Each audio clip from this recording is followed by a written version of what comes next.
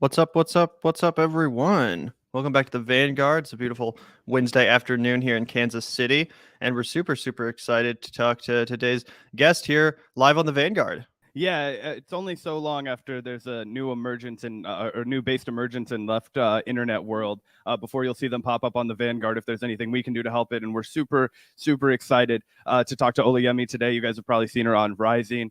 Yeah, super excited. Yeah, absolutely. I guess without further ado, we can welcome to the show public defender and new co-host on the Hills Rising, Olayemi Olurin. Welcome to the Vanguard. How's it Hey, going? y'all can call me Olay, by the way. Make your life easy. Olay? Yes. Okay, awesome. Well, thank you so much for joining us, Olay. How are you doing this morning? Good. I'm chilling. This is my last activity for the day. I'm gonna go kick it when I'm done talking to y'all. Oh, nice. Yeah, same with Zach and I. Oh, that's Cherry. That's Cherry the cat. Okay, I like Cherry. Yeah, she's one of our many mascots here at the Vanguard house. I love that. I love me a cat. Absolutely. Yeah, you have two cats. If I don't put that on me. I have Raheem, Terrence. Once I adopted Terrence, but then I quickly decided that I have a bias against orange cats, and I'm just not qualified to have them. And my best friend's mom now has Terrence in Delaware, but I provide the people with updates sometimes. But only Raheem. My friend's cat's actually here right now. Simba, he's around the room. I'm cat sitting. Awesome. Well, I guess as a great way to kick this off would just be kind of my first question for you, which would be one, as people who I feel like most people know, but maybe people don't know. In addition to hosting Rising, you're also, a public defender in New York. You obviously, I imagine, manage quite a caseload doing that. I just wondered if you could give people an overview of what your actual day job looks like and how you found yourself also being a co-host on Rising. My day-to-day life. All right, yeah. So I'm a public defender at the Legal Aid Society in New York, which means I represent all poor people that can't afford an attorney. I represent them in all their criminal cases, and I've been doing that since I graduated law school. And so, yeah, high caseload, high stress. How I ended up on Rising. Honestly, I kind of talked my way into, I don't know. You know what I mean? It all kind of happened organically. I've been doing the advocacy that I do in court. I just do it as an extension, all these things. I think people tend to think if you're a lawyer, you think that's how you change the system or you think you're doing God's work. I don't think that at all. I think public defenders are harm reductionists. At most, I can alleviate some of the pressures of a terrible system, but I can't change what the system wants to do or these ultimate things that are in place from the inside. And I find that people just don't often know. They don't know into like what's happening in the system. They don't know what it really looks like. And so it just felt incumbent upon me to advocate for these things outside of court, right? So I think that's originally Rikers, bail reform. These are the kinds of things they talk about heavily because in 2020, which is pretty much when I started tweeting, it was because Cuomo was trying to ruin my life, okay? Cuomo was trying to roll back bail reform, make life very hard for us and our clients. And I thought that was unacceptable. And so I felt like I needed to get that message out. And basically, it's just like I say the things that I believe. I started doing that work in that advocacy and it just kind of built in. Before you know it, I'm here. Right on. Absolutely. Well, that's so cool. And Zach and I have really been enjoying your presence on the Hill. Really a big fan of the voice you're bringing to the platform and the program, and specifically to that audience, which I think really needs to hear that message, perhaps more than anyone. So, really excited. They don't appreciate hearing that message. Well, that's why it's so important for you to bring it, right? Yeah. Sometimes the truth is uncomfortable, but I think the reaction to your presence there has been proof of how effective your voice has been on that platform. And I want to talk a little bit about the fact that you kind of went a little bit viral recently, specifically over the segment between yourself, Kim, and Robbie, where you guys had a bit of a debate that we covered here at the Vanguard surrounding obviously trans issues, but specifically dead naming, specifically Elliot Page. And this, really got a lot of traction online. I saw it blowing up on Twitter. I saw lots of articles written about it across the ideological spectrum. I saw articles in, pro LGBT kind of outlets and publications writing positively about it. Obviously, I saw some other people on the other side of the spectrum writing about it. But I was just wondering, what was it like for you? And did you expect to kind of pop off like that so instantaneously as soon as you started commentating for Rising? No, I will say this. I expect uproar. You know what I mean? When I go on Rising, I expect that at least who Rising's initial base is not going to like anything I have to say. I anticipate that, and I don't concern myself with it. I immediately go to the larger world of our people, our space. Let me tell you what's up. And I approach the job from that perspective of I have communities and people that I'm trying to advocate for and who I care about. And I'm not in it from the perspective of, I think a lot of people, especially in the commentating world, treat like Democrats and Republicans and politicians like this kind of football game.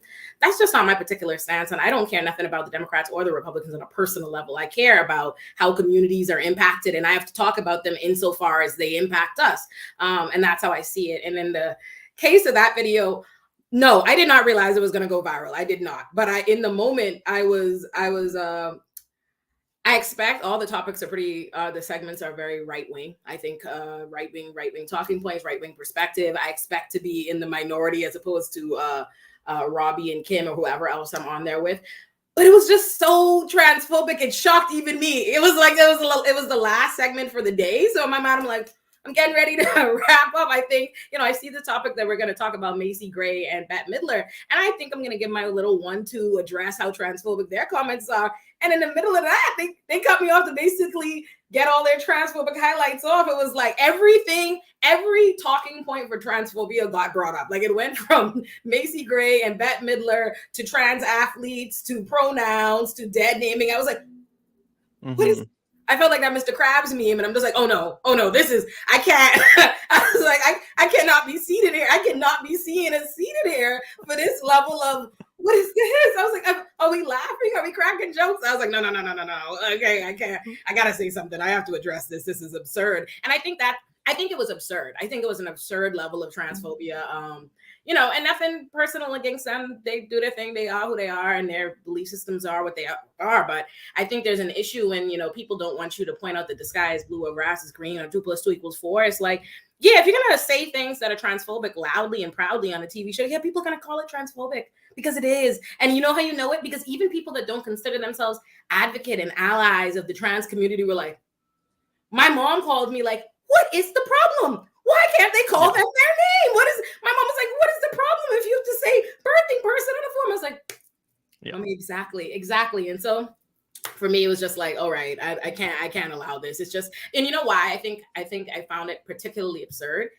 If it were, there's a certain level, we know the perspective of the viewpoints of the Hill and what happens or whatever on Rising. But if we were talking about race, right? They'll say something slightly problematic, the general idea. But because I'm Black, they wouldn't have gone off the way they did. But the idea was, to me, is like, no one expected this level of backlash. Like, this is a safe space because nobody in the room is trans. And that's why I couldn't understand. Like, I'm like, that inherently is a problem. First of all, they were treating trans people like they're unicorns. Like, they're nowhere. There are no trans people that are going to hear this. Like, they're not impacted. Right. They're not a real community. But more importantly, it offends what is the entire concept of community and advocacy and being an ally. The idea that you think, oh, I'm a leftist. You know where my political, ideology lies, but you think it's okay for us to go on this funny transphobic little rant and hee-haw and kikiing about it because you think no one's gonna say something because I'm not personally offended because I'm not trans, and that's a ridiculous way. And I was like, nah, I can't let that rock. Like, you're not. Well, yeah. I mean, it's kind of like white dudes that'll be like, oh, I'm not racist, and then just say a bunch of really racist shit. Right. Because, like, I am a white dude. It's like, bro, get the fuck out of here. Exactly. Like, and yeah, I think what you're totally dead on is that how the extent of which they were just comfortable, just like spelling it out right there. Yes. Like, I remember, like, I've listened to Robbie talk a lot just because we cover the Hill a lot on our show, not because I'm particularly invested in his ideology or anything, but I was genuinely shocked because he does seem like an affable guy to hear him just be like, oh, well, Black trans people get killed because they're fucking criminals, basically. Like, I was like, are you out of your mind? Like, are you serious? Like, that was basically what the commentary boiled down to. It's so disingenuous. It's just like a lot of, I mean, honestly, I think most of it was entirely in bad faith, just pretending to be deliberately obtuse, which is why I was like, you know what, go do your thing. Like, I'm not even going to get into these straw man arguments because they know they're straw man arguments, what they're ultimately trying to do. If I continuously say to you, I've already presented it to you, why it's offensive. You know why it's offensive. And in the world, I just want to say this. People do this thing where whenever you talk about trans issues, they respond like, I don't have to, you can't force your way on me or shove it. I don't have to agree with it. in the real world, you don't have to agree. No one makes you agree with anything about another person's life to respect them. You don't have to. If my name is Olayemi and I tell you call me Olayemi, you don't get to say I don't like that name. I don't agree with your parents naming you that, so I'm not going to call you that. That's not how it works, right? We don't do that. But for whatever reason, when it comes to trans people's personhood, we switch the argument. All of a sudden, it's about whether or not you like it, you agree, whether or not it makes sense to you. It doesn't have to make sense to you, and they know that. And I felt like in constantly bringing up, Prince and throwing out what they're not speaking to me, right? They're speaking past me. They're speaking to their audience. It's not for me, right? That conversation is not about me. It's about me. I'm meant to get caught up in the weeds of all these straw man arguments, but really what it really is they're trying to say, I don't take it seriously. That is the ultimate argument. What they're saying is when you say, oh, this is offensive for these different reasons, this is why this has a significant amount of trauma, this is why this is psychologically harmful, and they respond and they throw out Prince and change these names and all. What they're ultimately saying is, I don't believe them. I don't take it seriously. It's insignificant to me. It doesn't matter that they've changed their name or whatever it is because it's trivial. That's the larger message they're trying to get across. And that's why they're kikiing and doing all of that. So I'm like, you know what? I've addressed it. You're operating in bad faith. I'm not going to get caught up in these weeds. You're pretending to be deliberately obtuse, but you know what it is. And you know that just based on how the segment was introduced, because at no point did they mention Jordan Peterson's comments. Like, right. Or condemn them. Exactly. And you know what? Let me say this.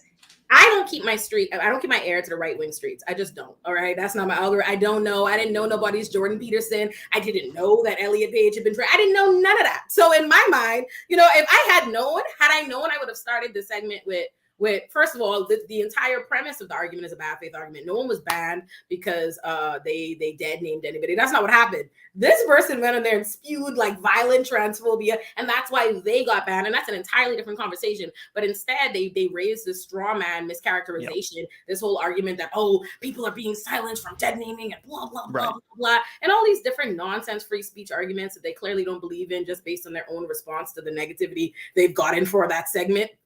But I'm like, I would have addressed it that way. But in my mind, I'm sitting there chilling. I think we're going to address what are two clearly, palpably transphobic comments and keep it pushing for the day. And the next thing I know, I'm on a transphobic rabbit hole. I'm like, what is happening?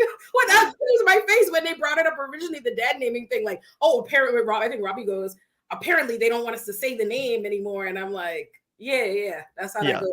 Yeah, that's like, that's standard. You don't dad name people. And I was like, oh, we're doing this. Oh, like if y'all gonna see me internally, I'm like, yeah. Well, I think it's so true what you said about it being straw man arguments and then presenting a very obtuse case. For one, I'm a very anti-censorship, even when it comes to, right wingers doing vile stuff. I think generally censoring them drives them into even worse right wing echo chambers. It gives them kind of this martyrdom complex, et cetera, et cetera. But you're 100% right that what Jordan Peterson and Dave Rubin were banned for was not just dead naming. I don't think if they had said Elliot Page, the actor, formerly known as this, I don't think they would have been banned. No, they wouldn't have. It was trending. There were thousands of people saying it. They didn't ban those thousands of people. Right. And as you said, the comments went, far beyond just dead naming, especially in the case of Jordan Peterson. It was really just undeniably transphobic. Yes. Like, I don't care who you are, how much of a whatever you are, that was transphobia. So yeah, I think that was really obtuse, as well as the whole birthing person thing, because obviously there are specific instances which that is used, specifically like medical context. Right. But as I said in our reaction to that video, I'm pretty sure I heard Kim and Robbie say birthing person more in that one segment than I ever had in any other context outside of it.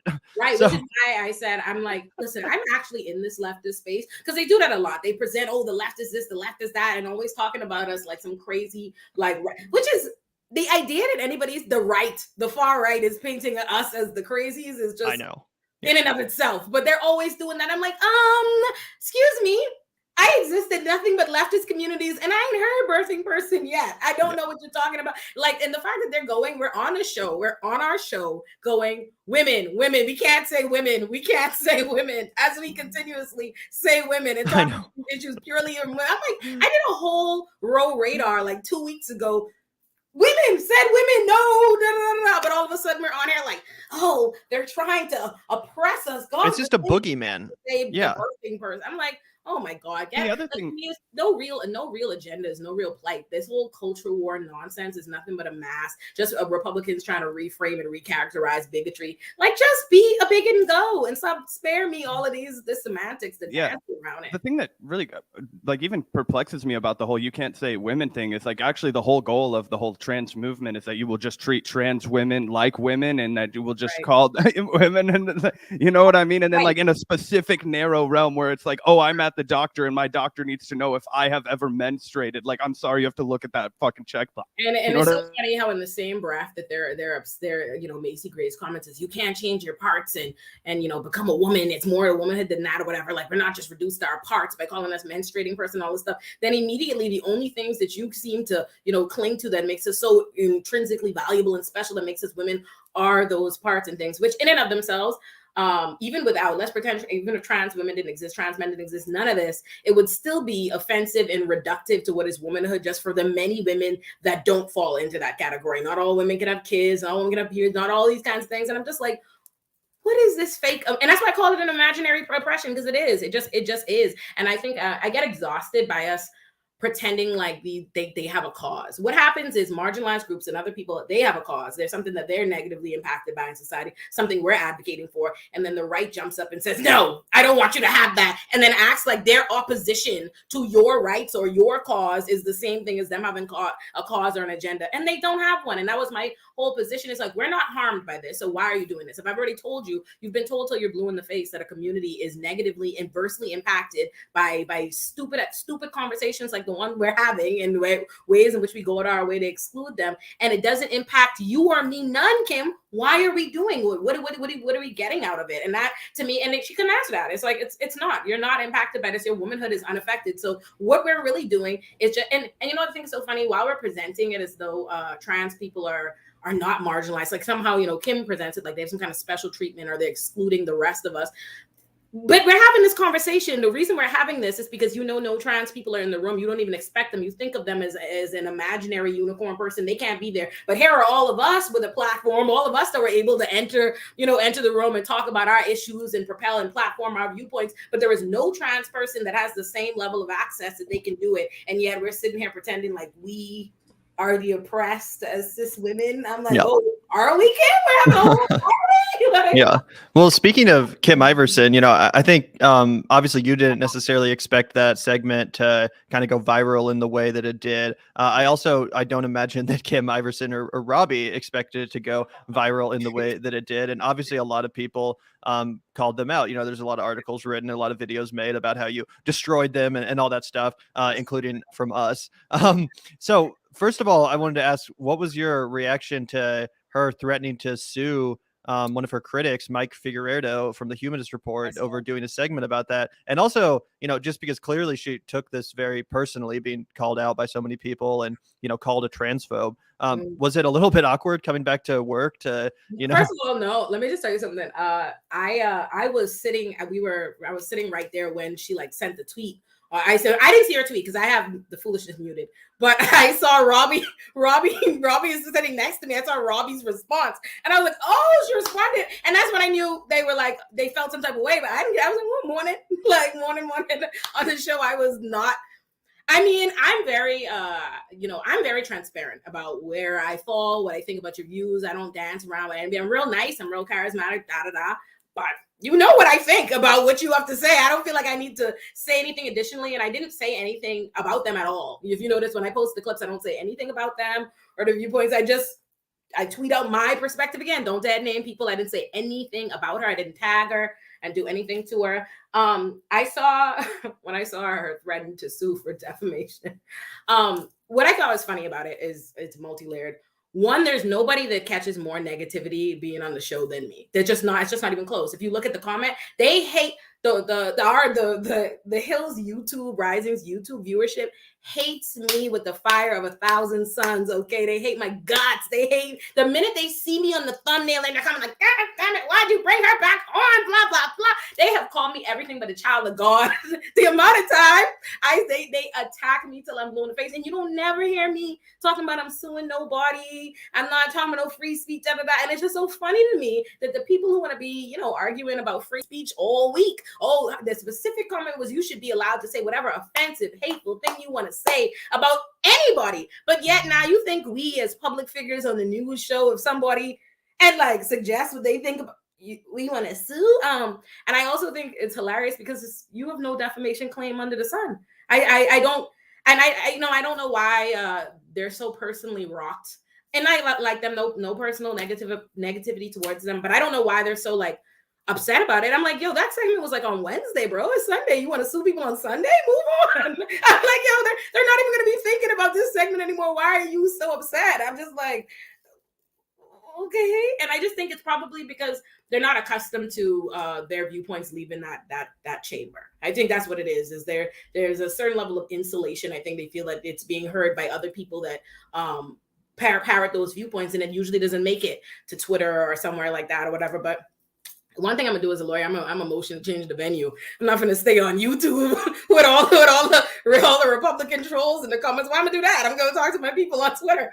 So I posted the clip there, and I think they just weren't prepared for that. But yeah, I thought it was ridiculous. Like, you know, Kim is nice. I'm nothing personal towards her, but there's just simply as a lawyer, she has no defamation claim at all. And also even the comments weren't unfair.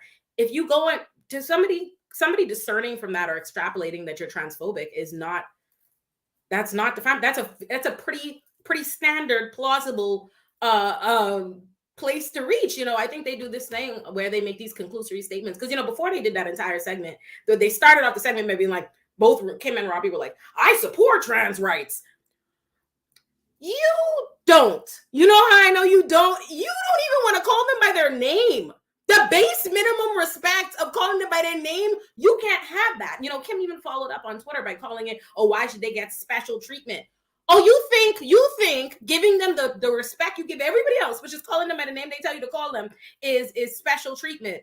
But yeah, you support trans rights. Yeah, and she doesn't even call them trans people. She'll just say the trans. And I'm yes. like, are you fucking kidding me? Do you remember 2004 when people were like, I hate the gays, or, oh, I don't care about the gays? It's like, obviously exhibit one that you don't like them. Right. And you know what I think is funny too? The next day on the show, we did like the last segment on the next day was about Elon Musk, and one of Elon Musk's kids is trans, and all of a sudden they didn't have no problem respecting those pronouns and I didn't say nothing. I was like, I'm trying to go at the end of the day. You're not gonna rehash this, but I did think about that. I'm like, oh, yesterday we couldn't even bring ourselves, you know, but all of a sudden because we're talking about Elon Musk's kid, now you respect their pronouns and their transition. I'm like, so yeah, I just thought honestly, I thought the criticism was very fair. The criticism was very fair. Like calling, if you are literally laughing at a community of people, you are refusing to respect so much as their name. That's the bare minimum on this earth of respect for human beings. Yeah. And it's not a reach. And I would add too that, you know, it's one thing to be ignorant about these issues. You know, I think some people, especially an older generation, they do need to be caught up. And sometimes there's going to be a little bit of a process where at first it seems very foreign. You know, if you don't know any trans people, if you're not part of that community yourself or don't really have any intersection with it, it might be hard for you to wrap your mind around. And that's okay. I think we should, you know, give people the ability to come to the right conclusion and all that stuff. Right. But there is very clearly right now a concerted effort on the right wing to gin up this moral panic surrounding the LGBT community. And what Kim and Robbie were doing was simply feeding into those exact talking points and repeating those talking points, which have been disgustingly normalized on the right wing. All the information is available to them. They can seek out trans activists or have them on the show to explain these concepts to them. It's not like this information is being hidden in any way. They can educate themselves right now if they want. Instead, they chose to repeat these very kind of just regressive talking points, these very out of touch talking points. And like I said, it's feeding into the, you know, panic that the right wing is very clearly creating. It's this effort. They do that with a lot of things. Like anything that they haven't heard before is worth laughing and dismissing, which is, when you think about it, it's just a very arrogant perspective to take about life. Like you're always going to be learning things. Like even I did a radar on Rikers, and one of my followers DM'd me and told me, they were like, oh, I really love what you're doing. I know you mean well or whatever, but you shouldn't use the language wheelchair bound. It's ableist for this reason. And sent me a link. And I was like, noted, got you. Will not do that anymore.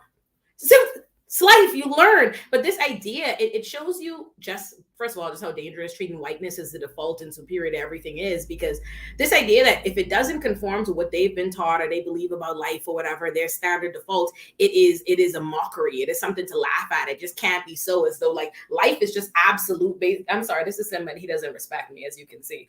But this idea that it's to be laughed at, Robbie did a radar, I think, on criticizing diversity trainings, which he likened to critical race theory, which have nothing at all to do with critical race theory at all, like not even the slightest bit. Critical race theory is a legal discipline, a legal school of thought for analyzing and storytelling. It's just absurd, but anyway, just for clicks. They just say that with everything now. Yes, it's like wokeness. Everything is woke. Everything is critical race theory.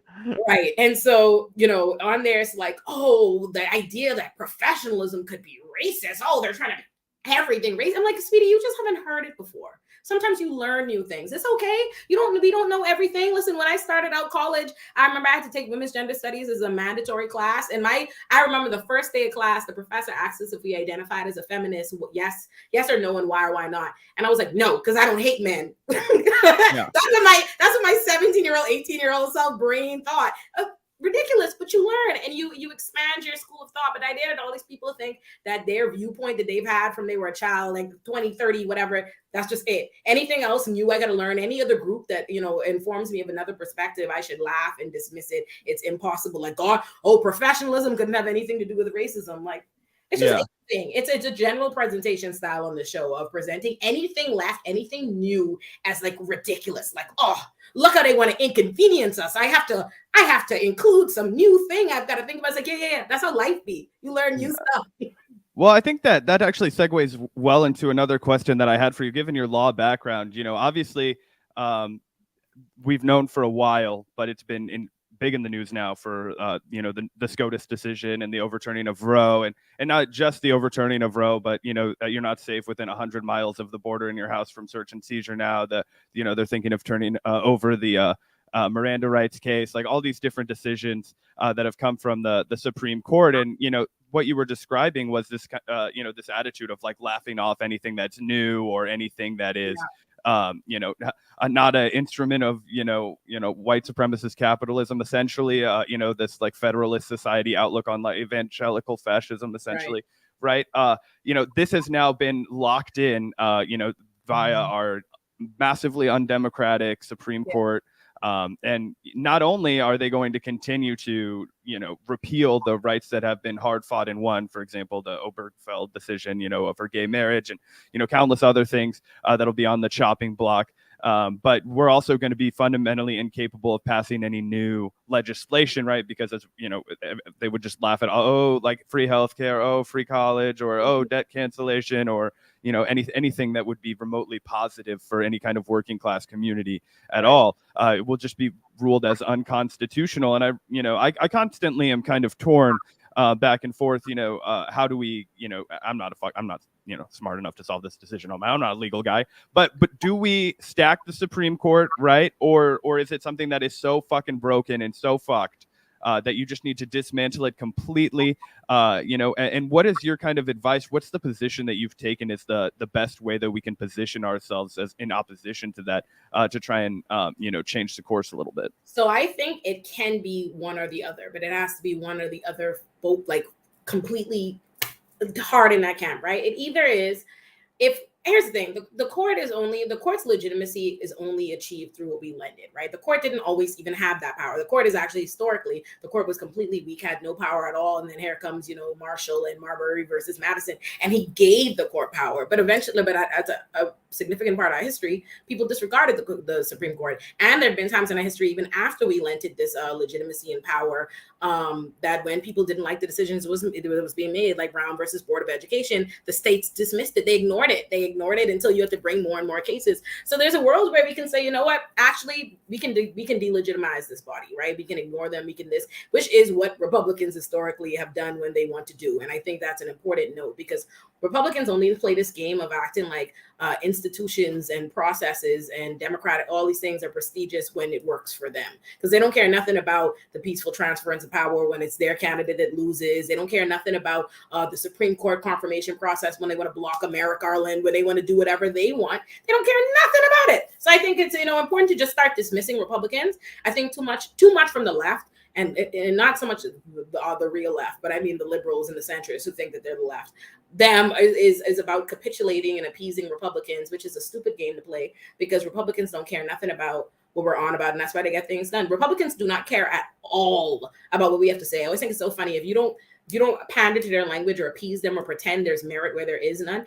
Everybody acts so outraged, like you're being divisive. Meanwhile, you'll be sitting next to Republicans calling the left crazy and hysterical and Sovics and all of the, derogatory language they could come up with. So I think it's either we delegitimize the court and say, I can curse on here, but then you delegitimize the court and just completely ignore them, which I think is fine. I think it's fine. The court is not a champion of civil liberties. That's a myth. Too often there have been decisions throughout our time, like Obergefell and Roe and all these different things that have lent legitimacy to this idea that the Supreme Court is a champion of civil liberties and they protect the people that mask all the other decisions they did that made that one necessary. You know, how you had to fight for that one, or who were the organizers that brought the case up there. Hey, Stabby. So I think we can delegitimize them for that reason. Or the other approach, which I still think lends to the fact that they're just a political body and not some like supreme lord of Avengers or something, not like some special God ordained group. Add more. There's no reason why, 9 people, like why are this many people making decisions for the whole country? It's, when you think about it, it's absurd. It is absurd that millions of people need to panic and feel strapped and stressed out because a couple of people can get added to the bench and change the entire trajectory of our lives for the time we're here. That's absurd. It's absurd. You don't have a political body. You don't give a government power so that they can have complete power over you. That's a tyranny. That's an authoritarian regime. In a world where your government, you're stuck and we're all just there like, nothing I can do because now, these 9 fools are going to be up here doing whatever they want. I think they got to go one or the other way. I think the problem is Democrats as a party, not as its voter base, because I think the Democratic Party is far more centrist than the voter base, and they insist on pretending like their entire voter base is centrist because that's what they want to do. Establishment Dems are centrist, and so they pretend like we all are, and then act confused as to why voter turnout is what there is or why there's so much dissatisfaction with the party. They like to sit firmly in the middle and refuse to do any of the things because bipartisan and divisive and blah blah blah blah blah, and do all this nonsense. And it's like, what are we doing? And you know how you know that? Because they say no to every approach, right? They say no to court packing. They say no to ending the filibusters. They say no to delegitimizing the court. But they also said no to codifying Roe when they had the opportunity. They said no to fighting Republicans on their own. They say no to everything because, quite frankly, I think too often Democrats want to stand in place. They want to hold hands with you, like repeating empty rhetoric and not moving forward and not moving backwards. But in the process that I'm doing that, Republicans are doing everything they can to move us backwards. So either way, but they got to do something. But I don't think they're going to do anything. Yeah, I mean, unfortunately, neither do I, although I totally agree with what you said there. You also did a great radar on the Hill rising recently about police brutality and specifically about the brutal murder of Jayland Walker, who was shot 60 times at least by police, which is genuinely insane. But I just wanted to ask you a little bit. Of course, this comes now a couple years after we all got out and protested for George Floyd, Breonna Taylor, and others. Again, that was a few summers ago now. And we were, of course, protesting for their justice and for the defunding of the police. I'm wondering what you think about the status of that movement is now a couple summers later. Where do you see the fight to defund the police or the movement to defund the police? What do you think about all of the, divisive rhetoric that surrounds that discussion? What do you think about the phrase itself? If we're going to continue fighting for this, do you think we should call it defund the police? What's your thoughts on the whole movement? All right, I got lots of thoughts. This is my bag. All right, so I think it's easy to be disenchanted or to think that it's a losing fight when you start it from 2020, which is what people tried to do. They try to pretend a movement just begun when they just heard about it, right? And act like, oh, look at all these significant setbacks. First and foremost, any kind of resistance to systemic racism in this country is going to be met with fierce opposition. The status quo doesn't become the status quo because people aren't protecting it or doing their best to maintain it. And people love to present to you, and abolitionists, or people talk about defunding police abolition like it's impossible, it's undoable. We abolished slavery in this country. Slavery is slavery is bigger than our prison industrial complex. It was far more entrenched in our history. People far more violently defended it, and we were able to abolish that. And please understand that people responded to the original abolitionists far more violent than they're responding to even us now, right? So you can't think it was possible for us to abolish slavery, but abolishing the prison industrial complex is just insurmountable. But they want to present it to you that way, because if you think something is insurmountable, you won't do it, right? That's two. Third, as it pertains to abolition, people have been doing this work for a long time, right? Long before we were discussing it, long before defund the police met the mainstream, people were already working on this. Scholars were doing this. This has been a thing. So the fact in and of itself that we're having national conversations about it tells you how far that movement has come, right? The whole, oh, we don't like the slogan. No, it's not that. They understand. They don't like it. You know what I mean? These are people that are, invested in the status quo. And you have to remember, and I have to remind myself of this, even with dealing with well-meaning liberals in their minds, that people don't drop their entire foundation the first time you challenge it. They just don't, right? We're raised in a society, Republican, Democrat, whatever. We're all taught that, police are inherent. We need police. One of the first things they teach you as a child is police, cops and robbers, cops are good guys, robbers are the bad guys. Everything you watch, propaganda is infused into it.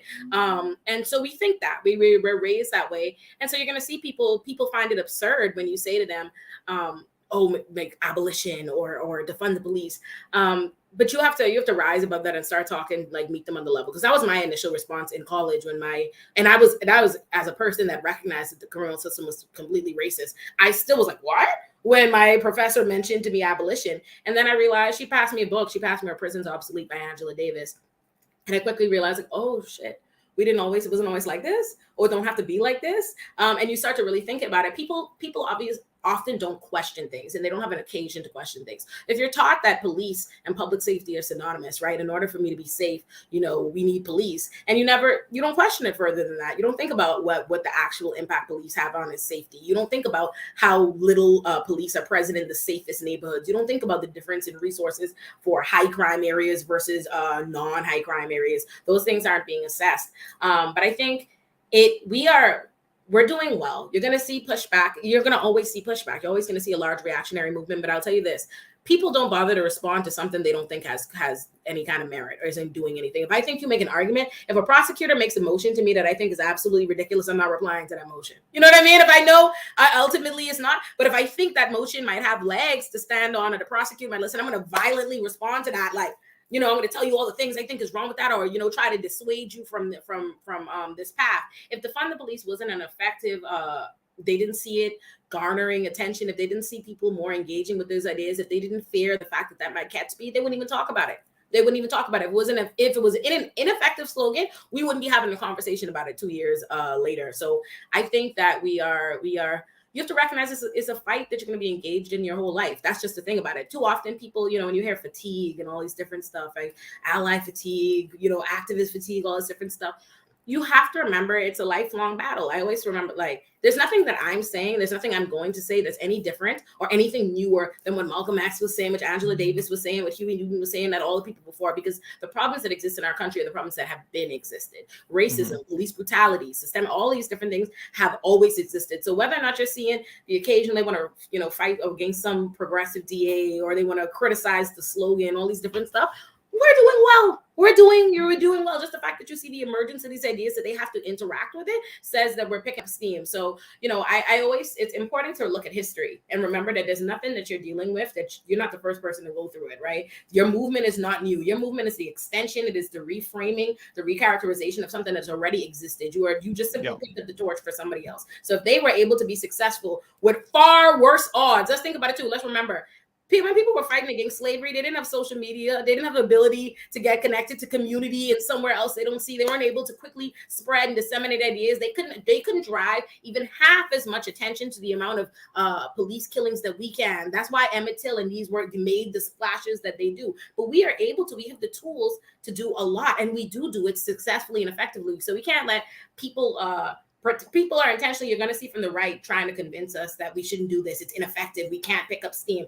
That's not the truth, right? Look at that as fuel. So that's where I stand on that. Yeah. Well, I love your optimism there. I really genuinely do. And it's refreshing too, because you hear over and over again that, oh, we had the biggest protest movement in the history of the fucking world, and nothing happened. It was all for nothing. And that's kind of the message that a lot of people have gone with.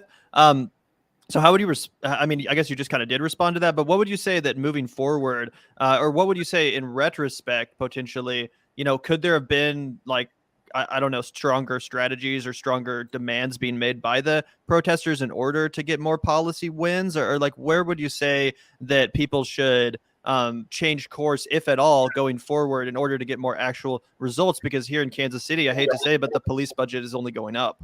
Yeah. So I wrote about this in my Teen Vogue op-ed in November. I think November or December it came out. Shout out to the commies at Teen Vogue. Yes, love them. And my argument was, all right, let's look at, the largest movement. And now if you look at the police, like New York City, you see them increasing police budgets and all these different things. And the reason for that is there's more people need to accept that this is not a Democrat versus Republican thing, right? Like you talk to liberals, Democrats, and all this, they're just as united when it comes to ideology in terms of the underlying ideologies that fuel our criminal system, that fuel cash bail, that fuel all of this. Is very much happening from the right. If you look at a place like New York City paints itself like it's some kind of progressive utopia, right? All of our TAs every single DA is a Democrat. Our governor is a Democrat. Our mayor is a Democrat. All these people, and they are actively doing all of the same things we would be criticizing in red states, but you don't see it as much. They don't want to do it because it's Democrats. And I think it's important. We need to adjust the way we go about education in terms of talking about these things. There has to be an acceptance that the underpinnings, people, the things that fuel the criminal system, this idea that anybody that's caught up in the criminal system is bad, or that they don't, or that they don't deserve the best representation, or that, we need police and public safety and these things are synonymous. You need to accept that those ideas are believed by your side too. Even the people that their conscience might be shocked when they hear about individual cases like the George Floyd thing, it's so wrong or whatever. But when it comes to everything that leads to that, why police are in these neighborhoods in the first place, why police are over policing this way, always they're in support of it. If you ever listen to what they say, even when they're expressing their sympathy for cases like that, they'll be like, well, he could have just been arrested, or blah, blah, blah. They shouldn't have to kill him. And it's like, there's never an interrogation. Has ever occurred to us why police are arresting these people in the first place for these things, why they're being criminalized in this way. So we too often start the analysis and start educating the public from the end. We start from the police killing and police brutality. And we need to start from the very beginning, right? And how you look at the criminal system, all the things that are wrong. Because if you only teach people that this thing is wrong, the people on your side of the fence, you're only teaching the police brutality is wrong. They unite with you here, right? But they believe in all of the things before there that led to this. And so you're not doing anything to get them to make any different, beliefs and outcomes there. So I think it starts with how we educate one another. I think there's too often we're out here trying to speak to the people that are going to be violently committed against us and trying to convince we're trying to convince our oppressors that they're oppressing us, to feel bad for oppressing us. They know, they know, they like it. They know what they're doing. We need to talk to each other and do a better job of explaining, hey, do you see how we're helping them? We're assisting them, all these different underlying beliefs we have, because too often, if you look at that, you can look at any well-meaning Democratic, politician on Twitter, and they'll start talking to you about, the other day, Stacey Abrams was talking about increasing the pay for police. You see, these are people that think that they are aligned on the same team as you, right? But they've been fed the same stuff. You know what I mean? Their foundation is still very similar to the foundation of the people that they're condemning. So I think what we need to do is have those honest, stop pretending like our circle is perfect. Stop pretending like it's us versus them, when us is very much so committed to problematic tendencies too. And we need to educate each other. Before we want to educate outside and talk to everybody and get up on our soapbox, we need to get it together here and do better with educating our own contingency. Because if we ourselves were more united in the correct fight, in the correct belief system, we could do what we needed to do without them. We live in, like I said, I'm in New York City. It's nothing but Democrats. It's nothing but blue people who vote blue, who think they're super progressive, but they're voting for Eric Adam. They're doing all these different things because they believe the same things. They don't like the packaging of it. So we need to change what our own belief systems are. That's what I think. Yeah. And that actually, that leads me to another kind of quick question that I had for you about this, because we've seen so many people, as you mentioned, people who think that they're Democrats or even think that they're like progressives, right? But they regress so quickly when it comes to conversations about like criminalizing homelessness or like, you know, you'll immediately get all those like San Francisco talking points about how like people are shitting in the streets here. You can't park your car without being robbed. Like, you know, all these things. And, you know, and then there's like, they're not prosecuting any of these people. Like, this is what the left wants. It's anarchy. And it's like, no, do you not understand that San Francisco Bay Area is outside of probably Manhattan, the most expensive place per square foot to live, and the rents have gone like this in a straight fucking line. That's an important point, Zach. And how often do you hear, when you hear these Democratic politicians talking about homelessness, how much often do they precede that? What does that? Are they having a conversation about that? Right, the rent, the cost of livings, and all the different. America is entrenched in a cycle of ignoring root causes. As I said, they start at what they believe is the problem right here. They always start here. They start at their condemn police brutality, homelessness, blah, blah, blah, homeless people, but they never want to address all of the different things that happened beforehand. And you know why? Because they would be complicit, right? If you have that's when you think about our whole criminal system, right? Our criminal system is maintained by condemning people for how they responded to social ills they had, that the government itself, the whole system itself had a role in getting them there. But it does it in a way without ever acknowledging that, right? It's like, all right, you're bad, you did this thing, blah, blah, blah, blah, blah, and the government has to punish you, I have to do this, but no acknowledgement for the government's role in that, because then they would be responsible in it. So I think that is inherently what the larger issue is. If you don't address root causes, then people, you know, whenever you tell anybody about abolition, they're like, oh, but we need prisons, people do these. And I'm like, abolition is not this idea that you're going to go close all the jails today. They're going to go close the jails today and let everybody out. It's this idea that if I'm committed to, I don't want crime, right? I don't want crime. I recognize that the communities I live in are most impacted by crime. People who look like me, that's who was impacted by it. And I don't want that to happen. So I'm trying to figure out how we prevent that from happening. So what you need to do, if you're looking at all these communities and you see they're impoverished communities, they have the least resources on education, the least resources on housing, the least resources on mental health stuff. The idea is, instead of putting all this money into policing and incarcerating them, take that money out, start giving it to those communities, and you will eventually, over time, you will see less of a need for this criminal system, because you're not going to see the social ills that you once saw. Right.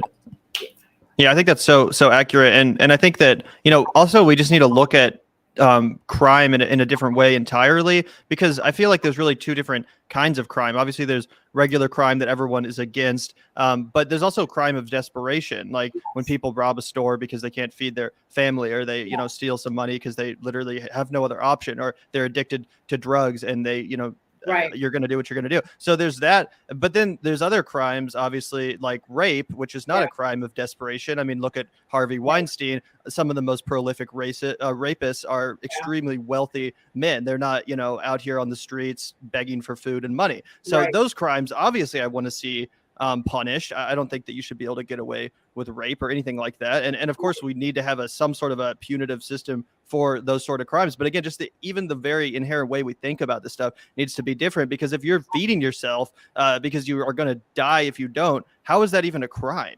Right. But here's the thing. All crime requires an interrogation of how we got there. People, you know, like, you can think whatever you want, but if you want to be in the business of preventing something from happening again, you have to interrogate how you got there. And, you know, there's a knee-jerk reaction to be on our side of the fence to immediately be like, oh, but not violent crime, not this crime, not this, you know what I mean? All these different things that we think make it harder for us to sell our case.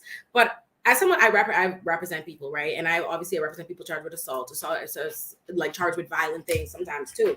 And there has to be this interrogation, and I mean it like this, right? Poverty and racism and how you're treated in your society impacts how you respond to life and deal with problems. So many of my clients, I had a client once, he's mad. Yeah, like he's picking up these assault cases, and I'm talking to him about why. And there's a reason why. If you live in a community, and first of all, you have to think about the juxtaposition to well-to-do people, right? You live in a developed nation. You live in a developed nation, and you are living beneath the poverty line. You live in communities that are vilified, that are criticized. You are deemed as nothing. You are treated like you are this. And what do you think? What kind of emotion do you think that builds up in people, right? And from their childhood, they're looking at, they don't have their father present in the home because you're dragging their daddy in and out of jail, right? They go into schools where the schools are completely under-resourced. You have police at the door of their schools. They're being bullied in the schools for being broke. They can't walk home without the police harassing them. Their mothers are struggling with mental health issues and they don't have the resources. They're watching their sisters and their siblings go through all these things.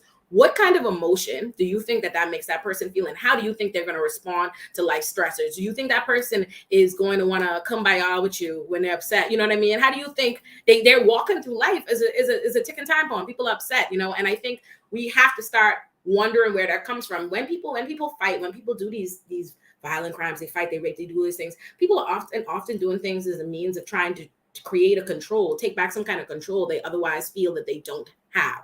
And so I think that is why it's important to recognize that it's not just like, oh, poverty might cause somebody to steal for food. You know what I mean? They steal food, something that you could see the direct result, right? I'm hungry and I don't have money for food, so I have to steal food. But poverty and racism and how you're treated in a community and treated by your government and your society impacts, period, how you feel, how you think about yourself, how you think about other people, and how you think about yourself relationally to them. That's why I say when people talk about, oh, they're doing this to their own communities, how do you think they feel about that community? That like you saying that as someone who lives in a community where you're resourced and you're taken care of and blah, blah, blah. But if I live in a community where my community is treated like the ghetto and dismissed and I get the least of the means and I'm just subjected to the worst things, I probably don't feel as committed to preserving those streets the way you feel about that, right? I probably, in a world where women in my community and my family, little girls don't get to be little girls. They don't get their childhood, their childishness robbed from them because here go adults treating them any type of way, you know, beating them in stores, police, you know, manhandle them this way. You're probably not going to feel the same way about little girls and women and the same respect for their autonomy by the time you're an adult. You know what I mean? If you're taught that you need to fight to survive, all these things impacted. So it's not just the nonviolent crime, the you know, I'm hungry, I steal for this, whatever. Unfortunately, as terrible, we have to recognize how our society and the way we treat people and the violent way in which we treat communities leads to even these violence outcomes. You know, we can't just only condemn, you know, we want to let off the non-violent criminals or whatever, but also not interrogate how our system led to the worst. You know what I mean? If you have a violent system in a violent country with a violent history, we cannot just the minute, oh, someone's accused of a violent crime, you know, hang up our hands. Absolutely. Like they're excluded from our narrative on abolition and these kinds of things. Those people did not get there out of thin air. You know what I mean? They didn't get there. They were impacted as well. So I always want to remember, like, this, it has to be a narrative that takes into account all of us, right? It's not just, oh, the nonviolent people, they were impacted negatively and we should have sympathy for them. But there's no excuse, you know what I mean, for the people who committed violent crime. Nah. So yeah. No, it's a great point. It's a great point. And also you brought up something really accurate earlier when we were talking a little bit about defund the police, about how it's not just like Republicans versus Democrats or even left versus right necessarily. I mean, obviously, the current president, Joe Biden, who's a Democrat, says and tweets, we need to fund the police. And not only that, but I mean, he's honestly the reason why a lot of people are in prison right now in the first place, of course, going back to the crime bill. So that leads me to probably my last question for you, Ole, which is, you know, what do you think about electoralism? Obviously, electoralism is not panacea, but, you know, are you hoping for Bernie Sanders 2.0? Like, what is your solution to this problem of Joe Biden being in office right now? Because obviously, it's not just to let Ron DeSantis or Donald Trump take over, but also a lot of people right now are kind of skeptical about this idea of another progressive, a Bernie Sanders-esque character ascending to the position of actually being able to win again, and all the work and donation money and effort that would take to get to that point. What is your thinking? People, it's so funny. People are always skeptical about things when it's like, why, right? Like it's no less impossible for a Bernie Sanders like character to rise than a Joe Biden is. You just chose that one. You know what I mean? That's the one you chose, and you put your energy and your commitment behind emboldening that particular kind of character. And I want to remind people, Joe Biden couldn't win nothing on his own if it weren't for the emergence of a Trump. Or Joe Biden would never have been the president of the United States of America if there weren't a Trump that had been the president, period. He tried a million times. He could not do it, right? So I love how now when they wanted their moderate establishment, Joe Biden to come in, now all of a sudden they use them to like criticize, like a Bernie's impossible to be elected. Like, Joe Biden couldn't mobilize no support on his own. People didn't vote for Joe Biden. They voted against Donald Trump. And that's just the truth of the matter, right? They pretend like all these criticisms are coming out of thin air. Every criticism that's being made of Joe Biden were the criticisms that we were making about him when they wanted him as a candidate. We said it then, but they muscled everybody into supporting him. And we said, all right, you know what I mean? The lesser of two evils, we're fine. We'll get behind it because we don't want Donald Trump. But it's not like it's new, because which is why I make the larger point again. The Democratic voter base is just not as centrist as the party. They continue to pretend it is because they want us to be centrist like that, but it's just not true. If you look at even with the midterms, with them saying before the Roe was overturned officially, when the leak dropped, and they were like, vote, you got to vote in the midterms so that we could codify Roe. But meanwhile, they were still backing anti-choice people in Texas, right? So you see what I'm saying? Like, it's not that they're centrist. The party is centrist. They just nominated, or they're about to go ahead with another anti-choice justice. You see, and you see my point. So it's not that the party is centrist. People always have to remember. The one thing I like about being a lawyer is you get to know all these people as individuals and remember that they're just real people. It's easy to present. People love to pretend the law and government and politicians like we're just, some like special, we're floating above the rest on our like moral ideology. You know what I mean? And it's just like, oh, no, these are regular people with their own wants and agendas, individual people, and the party itself, the individual people in the party, the majority of them are moderate establishment Dems that have been here from the dawn of time, and they like that centrist world. And as far as a Joe Biden, let me say this. I'm an immigrant, right? I am an immigrant. Like, I am not a U.S. citizen. I cannot vote. And I think that is an important point, because to remember that there are lots of people that live in this country that are solidified in this country. You wouldn't even notice. You care about their opinions. They work in your courts. They work in your systems. They are impacted, and I don't have the ability to vote or do anything about it. I have to watch Americans make decisions that impact you negatively. So listen, I get the lesser of the two evils, right? I get it. And I'm not someone I'm not prepared to come out and tell people they shouldn't vote, or they, should vote third party necessarily, and something like that. But I will say this: if you never do something, it can't get done. It's very easy to constantly say, oh, we can't get a Bernie can't win, so I won't vote for him. A third party can't win, so I won't do it. And then you're stuck with what? And I think it's a dangerous game to say, oh, you can't do both. You can't say we're going to move people left and at the same time, oh, we vote blue no matter what, right? Those two ideologies are in conflict, because at the end of the day, if Olayemi, say I know I want to do something, and I know that you're going to vote for me regardless, I'm going to get what I need. I'm going to do what I want to do, right? I'm going to do what I want to do. You can't move me left if ultimately I know you're still going to put me in. And I think that's the game that we play with Democrats too often. And I think this is the problem with treating politicians and politics like football and sports and games. And people are like this. Even my mommy is a establishment Democrat. Okay, every time I say Joe Biden's name or Nancy Pelosi, she called me like she coming to jump through the phone and fight me personally. And I'm like, mommy, what are you? These are not your friends, mommy. We have to criticize these people. If you're putting them in power and they're not doing the things that you need, you got to say something about that. So I think they need to put Joe Biden's head to the fire.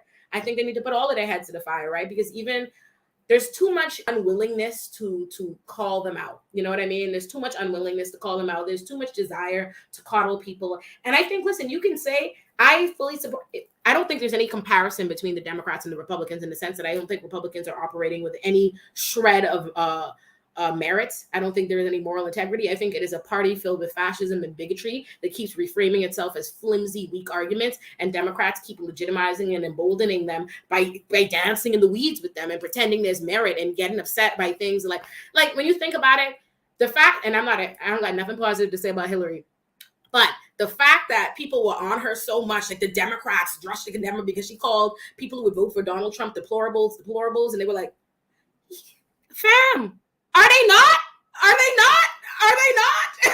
And do they not? And also, they call people worse things every day, right? People on the left. But yet, here goes the left, oh my God, why would you call that? You know what I mean? And I think that is a problem. So I think we on our side of things, I don't know who they're going to put there, whether it be Biden, Bernie, whomever. I know we need to be prepared to hold them to the fire. We need to call them out, criticize them. And it's not because we don't like them. It's not because I'm saying don't vote Democrat. It's not because I'm saying that the Democrats are bad as better Republicans. It has nothing to do with Republicans. It has independently everything to do with, are you on my team?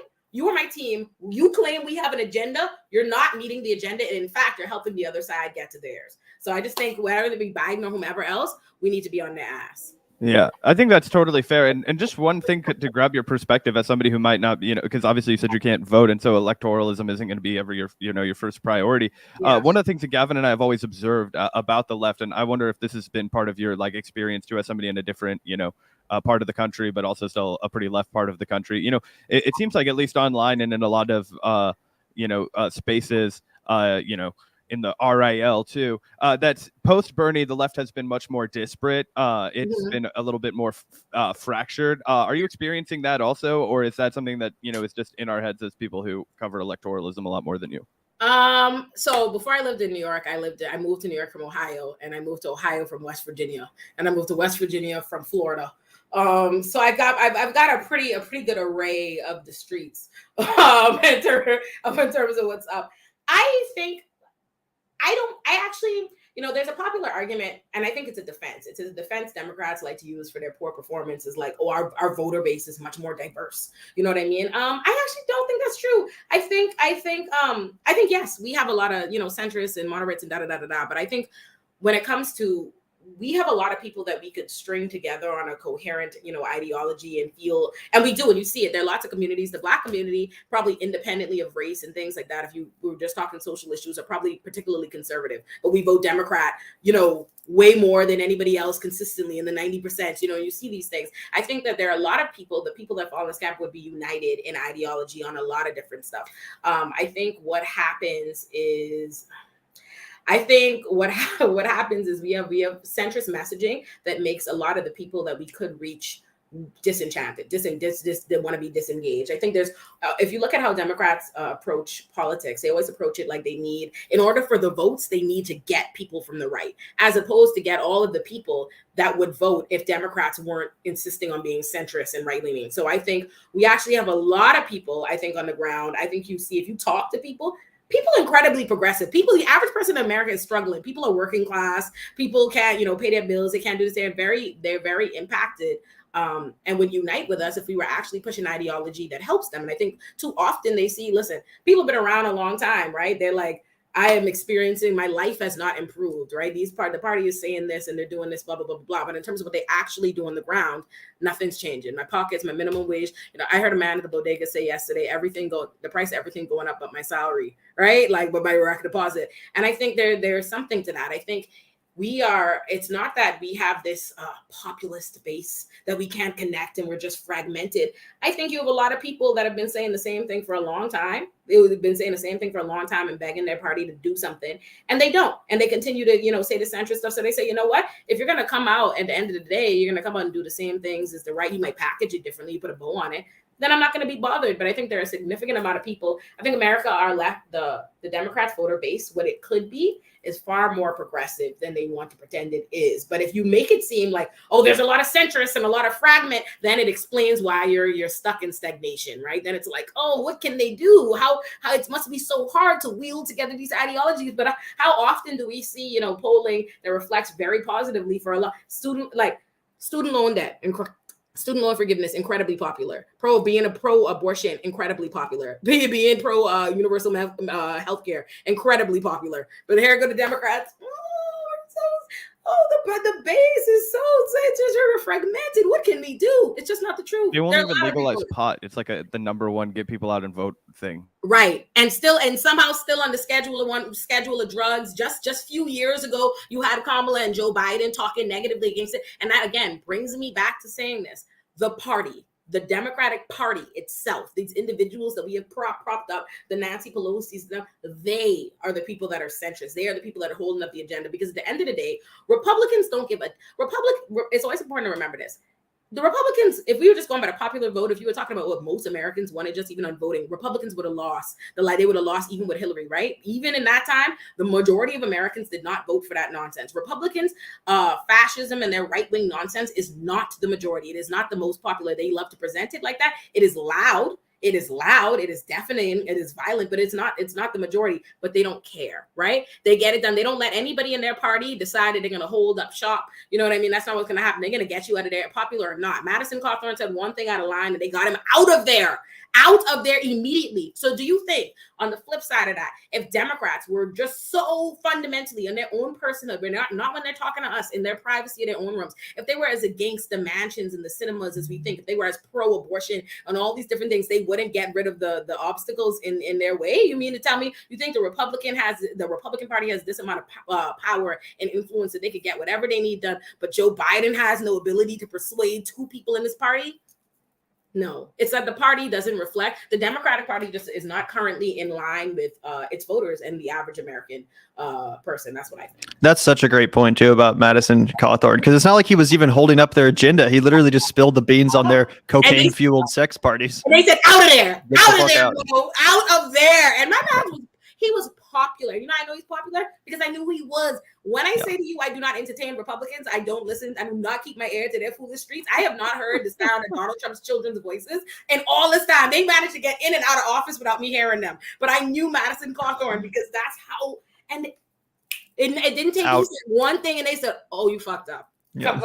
They said, come get your stuff. Turn in your card. Yeah, they had some wild dirt on that guy too. Holy shit, huh? Listen, I would love to know what they have waiting in their chambers.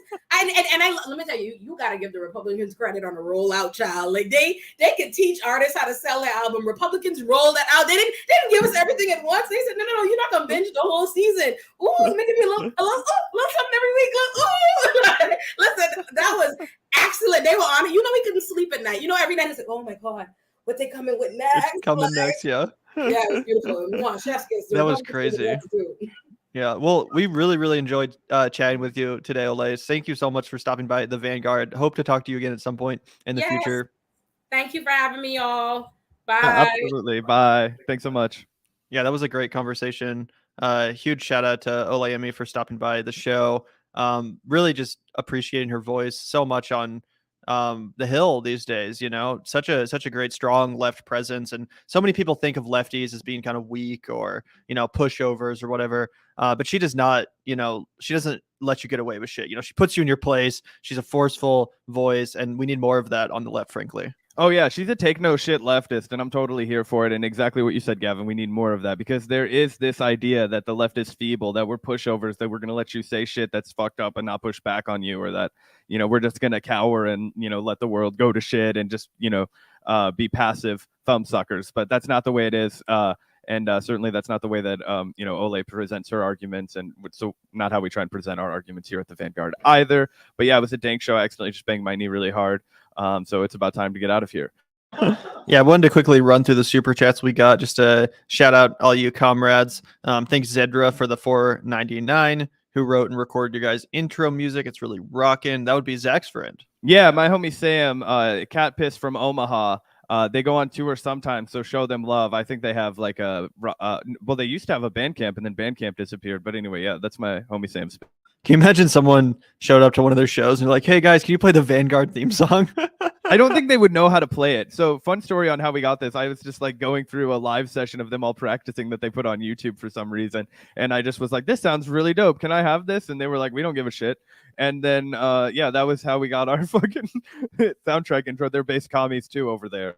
Yeah, that's the cool thing about it, is it was like spontaneous. It's not a piece of music that was written out or specifically, you know, made for intro or outro track. It was literally just part of a jam session that was 100% spontaneous and improvised. So they just, you know, because they're good musicians, happen to do that, and it, you know, works perfectly for our intro outro music. So yeah, huge shout out to Sam, huge shout out to Cat Piss, and huge shout out to you, Zedra, for the super chat. Thank you so much.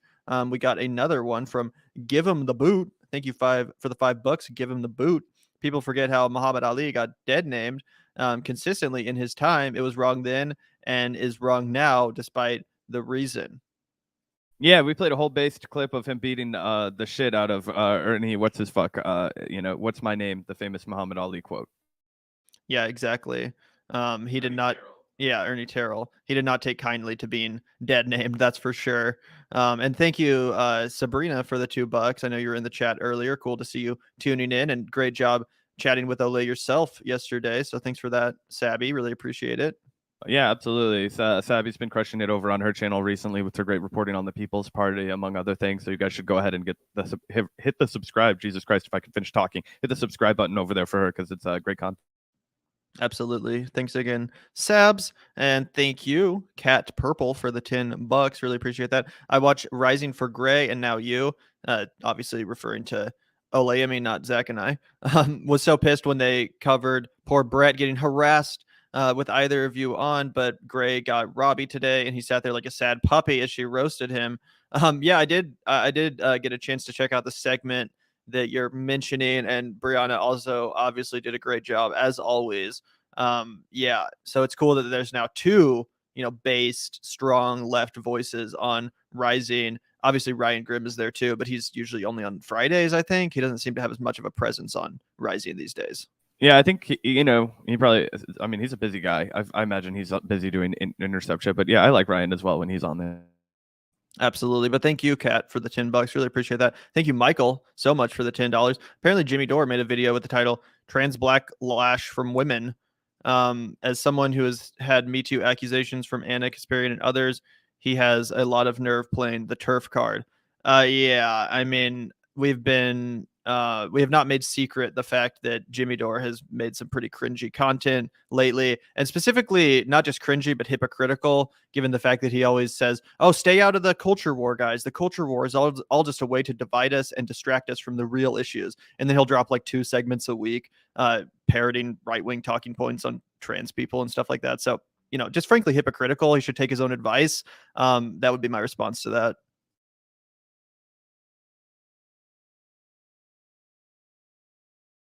This is how the Vanguard feels about Jimmy Dore's recent descent into the culture war. Like, this is so ridiculous. This is the most cringy boomer shit. And then you can Seems even play like right here. There's a backlash happening, right? Because people feel like this.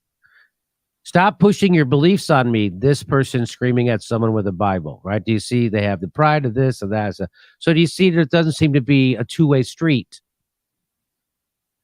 Yep, because everybody knows that if you're a Christian, you've never tried to push your beliefs on anybody before, and that it's only the radical trans ideologues that do the that do the idea pushing. Yeah, especially in the last month or so. It's not like any of our rights have been taken away by people holding Bibles. No, I don't know where you could get that idea from. But yeah, no, I do find it frankly not just disappointing, but pretty disgusting. So that would be my response to that. Thank you, Michael, for the $5. Has anyone else noticed how every guy turf turns out to be a misogynist? I want to go, I don't want to make any sweeping generalizations, but yeah, it does seem like there's a lot of intersectionality, let's just say that, between turfs and other also problematic ideologies. Yeah. I mean, I'm sure there are plenty of turfs who would be like, I'm a real feminist, but whatever. Exactly. But thank you, Michael. Really appreciate that. And another one from Michael. I realized that I made the same plug in about my group and ideology. I did it the second time because Kyle Kolinsky was on. Oh, no problem, Michael. Really appreciate the super chats, and feel free to make any plugs you want at any point on the Vanguard. Yep, absolutely. That's what the super chat function is for, essentially. Just plug in thoughts. Or regular chatting. Feel free to just put a regular chat in of whatever your thoughts are as well. You must pay us. Pay us more. Just kidding. But yeah, sorry, I'm trying to find the next super chat. Thank you so much, Michael, for the contributions today.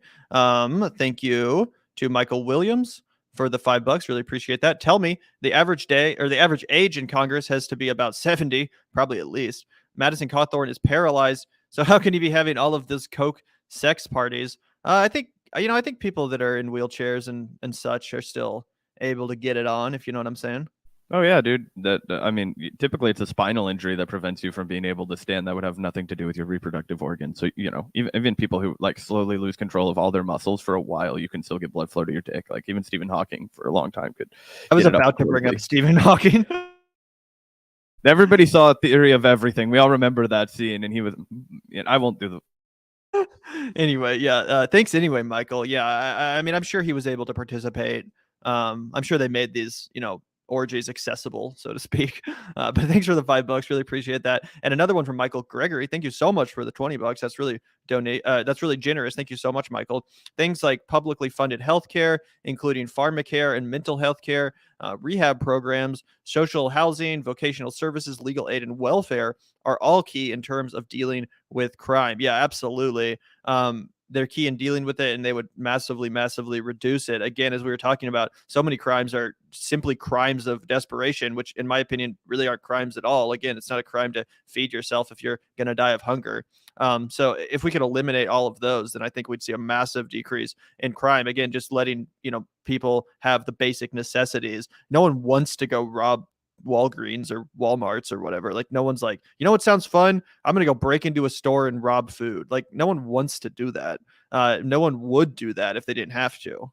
Yeah, and I thought that Ole made a great point when she said, even extrapolating past that, if you start taking care of all these people's needs, and then they don't have all of this built up trauma from the instability and the trauma from other individuals around them concentrated in their community, that would lead to even more violent crimes. It's not just these non-violent crimes that would be solved by actually taking care of people, by giving them resources, by giving robust funding to public schools and after school things, and sports and all these things. You're going to have just less of a violent outbursts, because you're gonna be less exposed to trauma, right? And trauma is one of the critical things that makes people more violent over time, right? Chris Hedges always talks about Emil Durkheim, and he was one of the first sociologists, and he would talk about all the time is how crime is a byproduct of the shortcomings of society, and I think that that's been borne out by the crime waves that we've seen as people get more and more financially insecure.